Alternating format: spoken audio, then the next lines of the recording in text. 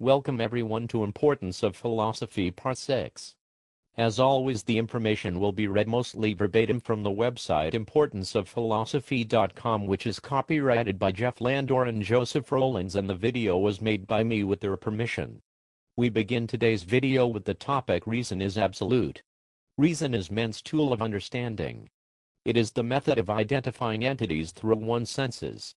It is the means of integrating those perceptions into concepts, gaining knowledge through this integration, integrating that knowledge into the rest of one's knowledge, and evaluating and manipulating ideas and facts. Reason is the process of thinking. Its fundamental attribute is clarity. The use of vague notions, fuzzy feelings, or instincts is not reason. Reason requires clear, identifiable building blocks. It uses ideas, memories, emotions, and sensory input. The ideas must be clear and definable. The memories must be recognizable and vivid. The emotions are recognized as emotions only, with no further meaning.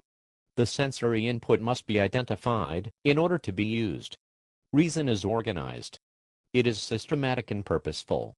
It concentrates on fundamentals and makes pertinent associations. Since clarity is the purpose of reason, it must use clear methods, as well as clear tools. It must use logic, deduction, and induction. Reason is the method of thinking in an organized, clear way to achieve knowledge and understanding. Since it is a means, its importance and significance is in its method. The ends toward which it is used defines the validity of the method. Understanding and knowledge is the criteria for evaluating the use of reason. Knowledge is knowledge about reality. Its base is perception, and its method is reason. We gain knowledge through observing reality. We use our minds to identify what we have observed by gathering more perceptual information until we can understand what we see. Reason is the tool that allows us to determine how to gather more information and what kind of information we need. Reason is then used to compare and combine that new information into the rest of our body of knowledge in order to acquire a more complete understanding. Knowledge requires clarity and the identification of limits and boundaries. Only reason can collect sensory data into something meaningful, which is clear and definable. To speak of knowledge that we don't understand is a contradiction in terms. Emotions, perceptual memories, or vague notions are not knowledge. Knowledge is lucid, and can only be formed by the use of reason. There is no other path. Reason is absolute. Our next topic is knowledge. Knowledge is the mental grasp of the facts of reality.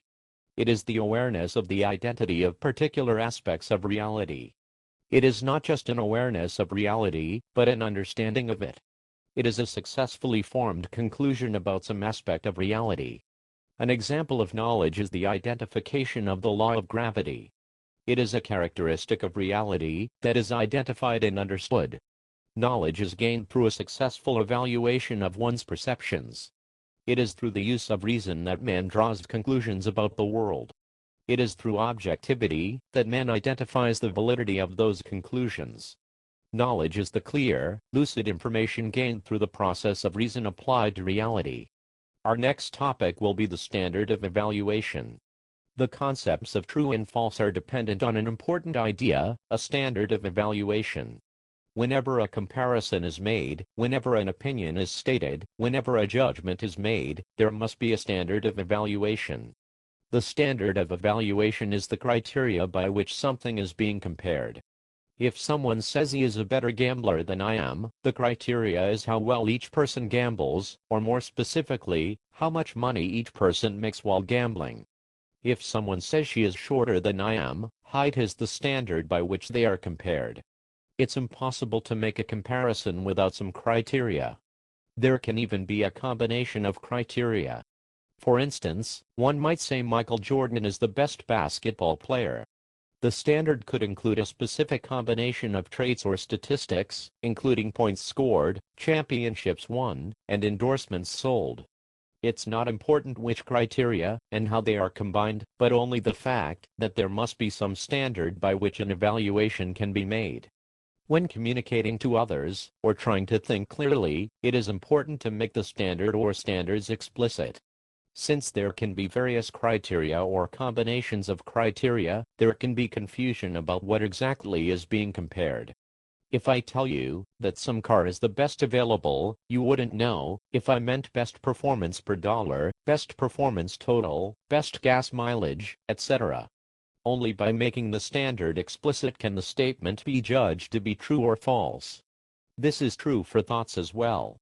Each thought needs an explicit standard in order to judge its validity.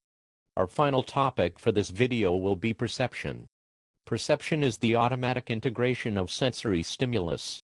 It is not a form of thinking, in that one's ideas do not affect the process. Perception is automatic and independent of volition. Perception is an integration of stimulus. It combines different sensory effects over time into a single unified whole. The result is the awareness of entities. We don't see a mass of different colors and brightness. Instead, we see a computer monitor, a book, or a cup of grape Kool-Aid. We see things. This is different than knowing what we see, though. That knowledge is not automatic. An example is a scientist's laboratory. If you walked in, you would see objects of different sizes, shapes, colors, etc. You may have no knowledge about what they are, or what they are used for, but you would perceive them as objects, as integrated wholes. Perception is the base of all knowledge.